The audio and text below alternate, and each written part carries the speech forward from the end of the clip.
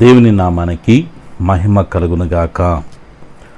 క్రీస్తునందు ప్రియ దేవుని బిడ్డలారా, మన జీవితాల్లో మనము ప్రయాణిస్తున్నటువంటి మార్గాల్లో కొన్ని సందర్భాల్లో మన ఎదుట ద్వారములు ముయ్యబడినటువంటి అనుభవాలు మనకు ఎదురవుతూ ఉంటాయి.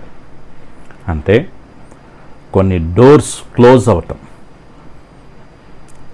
జరగాల్సిన పనులు జరగకపోవటము, రావలసినవి రాకపోవటము, అనుకున్న పనులు అనుకున్న సమయానికి జరగకపోవటము, ప్రతికూలతలు ఎదురవటం.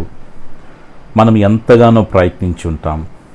మన బంధువుల సహాయంతో, ఆత్మీయుల సహాయంతో, స్నేహితుల సహాయంతో, అధికారుల సహాయంతో అనేక రకాలుగా మనము చేయవలసిన ప్రతి ప్రయత్నం మనం చేస్తూ ఉంటాం. పిల్లారా, అయినా నీ ఎదుట ముయ్యబడినటువంటి ఆ ద్వారములు ముయ్యబడే ఉన్నాయి. దానికి కారణం ఏంటి?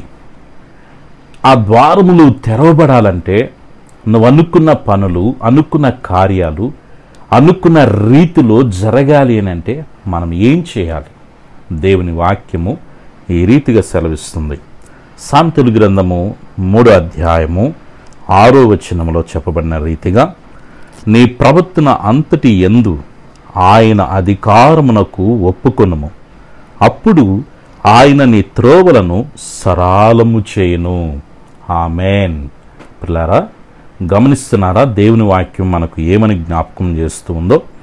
మన ఎదుట ముయ్యబడినటువంటి ద్వారాలు తెరవబడి మనకు మార్గము సరళము చేయబడాలి అనంటే, మనం అనుకున్నటువంటి కార్యములు నెరవేర్చబడాలి అనంటే, పిల్లారా, దేవుని వాక్యము ఈ రీతిగా సెలవిస్తుంది.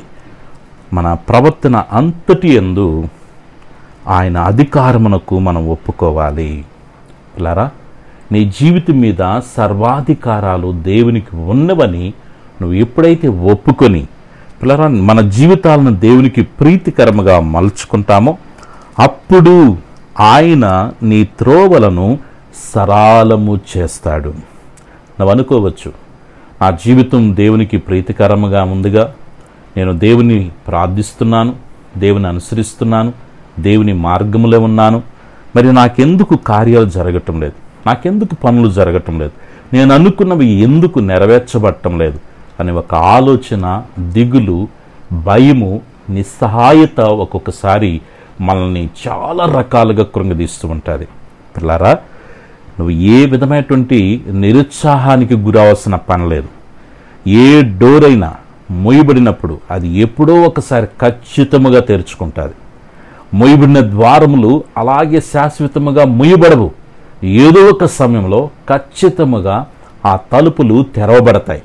నీ ఎదుట మూయబడిన ద్వారాలు కూడా ఖచ్చితముగా తెరవబడతాయి. దేవుడు ఖచ్చితముగా నీకు గొప్ప కార్యం నీ జీవితంలో దేవుడు చేస్తాడు.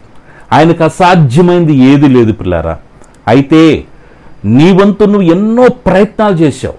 అయితే ఒక్కసారి దేవుని ఆహ్వానించు, ఒక్కసారి దేవుని మీద ఆధారపడి ప్రయత్నం చేయి, ఒక్కసారి ప్రార్థన పూర్వకంగా అడుగులు వేయి. పిల్లారా, నీ జీవితంలో దేవుడు చేసే కార్యాలు ఎంత ఆశ్చర్యంగా ఉంటాయో నువ్వు చూస్తావు. ఈ సమయంలో పరిశుద్ధాత్మ దేవుడు మనకు స్పష్టంగా చెప్తున్న మాట ఏంటంటే, నీ ప్రవర్తన అంతటి మీద ఆయన అధికారమునకు ఒప్పుకో, నీ మార్గాలు సరళం చేయబడతాయి. నీ జీవితంలో దేవుడు గొప్ప కార్యాలు చేయటము ప్రారంభిస్తాడు. ఆమేన్. అలాంటి కృపతో పరిశుద్ధాత్మ దేవుడు మనందరినీ నింపి నడిపించునుగాక. ఆమేన్. God bless you.